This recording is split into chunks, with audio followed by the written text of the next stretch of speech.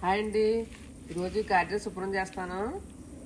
నీళ్ళు అవి పెట్టి శుభ్రం మొక్కలు అవి ఎలా కత్తిరించుకోవాలో చూపిస్తాను మీకు. చూడండి, గులాబీ మొక్కలు ఇలాగే పూసిన తర్వాత ఇలాగ ఎండిపోతాయి. చూడండి, ఇవి ఇలా ఎండిపోయి మనం శుభ్రం చేసుకోవాలి. చేసుకుంటే మళ్ళీ ఎలకట్టుకు వచ్చేస్తాయి అన్నమాట. ఇలాగ మనం చేయకుండా అలా వదిలేసామనుకోండి, మళ్ళీ ఎలకట్టు అలా ఉండిపోతాయి. ఇప్పుడు ఒక కత్తిరి తీసుకుని, గులాబీ చెట్టు ఉందా, ఇది ఏం చేయాలంటే ఇక్కడికి ఇలా కత్తిరించేసుకోవాలి. చూడండి, ఒక ఆకు దీన్ని వదిలేలా ఇలా కత్తిరించేసుకోవాలి. ఇలా కత్తిరించేసుకుని మళ్ళీ మనం నీళ్ళు పెట్టుకున్నాం అనుకోండి, మళ్ళీ ఇలా కట్టేద్దాం. నేను ఇక్కడ కత్తిరించేసుకోవాలి. ఇలాగ ఇలా శుభ్రం చేస్తే మళ్ళీ పూసి ఎక్కట్టి మళ్ళీ పూసేద్దాం. ఇలా కత్తిరించేసుకోవాలి. నేను ఇంకా కొంచెం ఎండింది గులాబీ పువ్వు ఏదైనా సరే ఉండేకూడదు. ఈ పువ్వు అంటే గులాబీ, ఏ గులాబీ అయినా సరే కానీ ఉండేకూడదు. ఇంకా ఇలా కత్తిరించేసుకోవాలి. అంటే ఇంకా కొంచెం ఇలా కత్తిరించేసుకుంటే బాగాను వచ్చిన కాడల్లా పూలు ఎండిపోయినాయి అనుకోండి, కత్తిరించేసుకుంటే ఇలా ఎలకట్టుకు వచ్చేస్తాయి. చూడండి, నీళ్ళు పెడితే మళ్ళీనే ఇలా మొగ్గేసుకొచ్చేస్తాయి. చూడండి, ఇలాగా ఇదిగోండి మొలకలు చూసారా, ఇలా వచ్చేస్తాయి అనమాట. ఏంటంటే మనం నీళ్ళు పెట్టేయాలి. వెంటనే నీళ్ళు పెట్టేస్తే కొంచెం ఏదో వేసుకుంటే మళ్ళీ మొగ్గేసుకొచ్చేస్తున్నాయి. మొగ్గలు చూడు, ఇది మనం కత్తిరించేద్దాం, ఇగో పొడిగ్గా అయిపోతుంది అనుకుంటున్నాను, కానీ కత్తిరింతా కావట్లేదు. మళ్ళీ మొగ్గేసేస్తుంది. ఇది ఎలకట్టేసి ఇదిగో.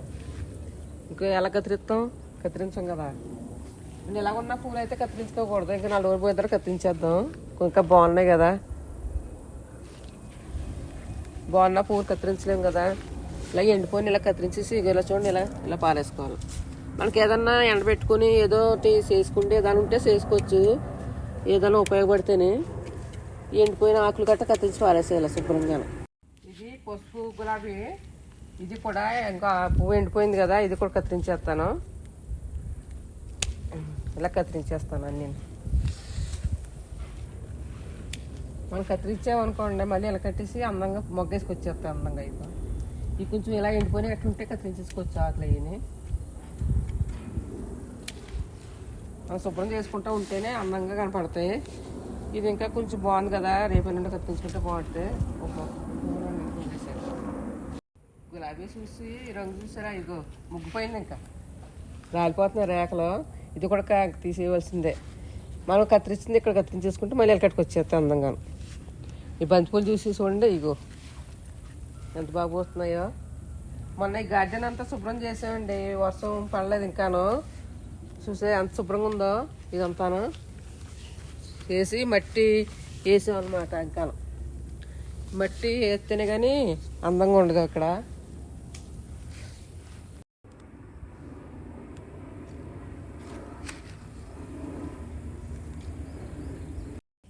మట్టి బస్తాలతో వస్తాయి, కొనుక్కోవాలి మనం. అయ్యో కలిపి ఇచ్చేస్తారు. మనం అయ్యి అయితే ఇక్కడ మొక్కలు ఇక్కడ మట్టి అంత గట్టిగా ఉంటుందండి. మామూలు మట్టి అయితే జిగురు మట్టిలా ఉంటుంది, మొక్క బతకదు. అందుకే ఈ మట్టి వేసుకున్నప్పుడు మొక్క వేసుకుంటే అందంగా బయలుదేరుతాయి.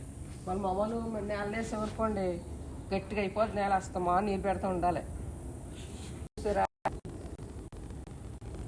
బాగా ఇదో ఇలా వేసుకొస్తుంది పూత. ఇంకా పిందులు రాలేదు. పిందులు వచ్చిన తర్వాత చూద్దాం ఎలా కాస్తాయిటో. పెద్ద అవుతుంది. ఒక మొక్క అయితే నేను ఏం చేశానంటే అక్కడ తీసేసి ఇక్కడ వేసాను. ఇది ఏమైంది మరి, కొంచెం ఇలాగ నీకు వీక్గా ఉంది. చెట్లు అక్కడక్కడ ఒకటి ఉండేయండి. అవి ఏం చేశానంటే ఓ చోట వేసాను గుంపులాగా. ఈ వాసన తగిలితే పురుగులు రావు అంటున్నారు. ఈ చిన్న చిన్న మిడతల్లా వచ్చి ఆకులు కన్నాలు పెట్టేస్తున్నాయి. ఈ వాసన ఉంటే పువ్వులు మొక్కలు ఈ ఆకులు వాసన వస్తాయి కదా, ఈ వాసనకే మిడతలు రావన్నారు. కానీ ఇటు తెచ్చాము బాటిల్, కొడతాను సాయంత్రం. ఇప్పుడు ఎండగా ఉంది బాగాను. నైట్ సాయంత్రం పొద్దుపోయిన తర్వాత కొడితే బాగుంటుంది. చిక్కుడు బాగా చూసారా, ఇదిగో పెద్దది ఇలాగ అయిపోయింది. ఇక్కడ వరకు వచ్చేసింది. మెస్తమానం ఇంకా తేలేదు, అందుకే తోడ ఇలా కట్టాను అందాకాను. ఇలా కిందకి వెళ్ళిపోతుందని ఇక్కడ నుంచి ఇక్కడ వరకు పాకేసింది పైకి అంటాను. ఇప్పుడు మందు కొట్టాను, బాగుంది. ఎవరో చెప్పారు అది కొట్టమని, ఆ మందు కొట్టాను. బీర తెచ్చి అక్కడ వేసాను కదా మూల, అది ఏమైందంటే ఎదగట్లేదు. ఎందుకని తవ్వు చూస్తే అడుగులు రాయి ఉండిపోయింది. ఆ రాయ ఉండటం వల్ల పెరగట్లేదని అక్కడ తీసేసి మళ్ళీ ఇక్కడ తెచ్చి వేసాను అనమాట. ఇదిగోండి ఇక్కడ వేసాను, చూడండి కొంచెం పెద్ద అయింది, అలా పెరుగుతుంది. అందుకనే ఇక్కడ ఏదో తాడు కట్టాను ఇలాగ అందాకనో, పెరిగిన తర్వాత ఒక పెద్ద అయిన తర్వాత ఏదైనా చేయొచ్చు. నేను ఇవన్నీ కత్తిరించేసాను కదా పూలు, గులాబీ పూలు అన్నీ. ఏం చేస్తామంటే ఎండలో పెట్టుకుని బాగా ఎండిన తర్వాత రేకలో ఈ సున్నిపిండిలో వేసుకుని ఒంటికి రాసుకుంటే స్నానం చేస్తే చాలా మంచిది, బాగుంటుంది. చర్మం నిగనగలాడుతూ ఉంటుంది అనమాట.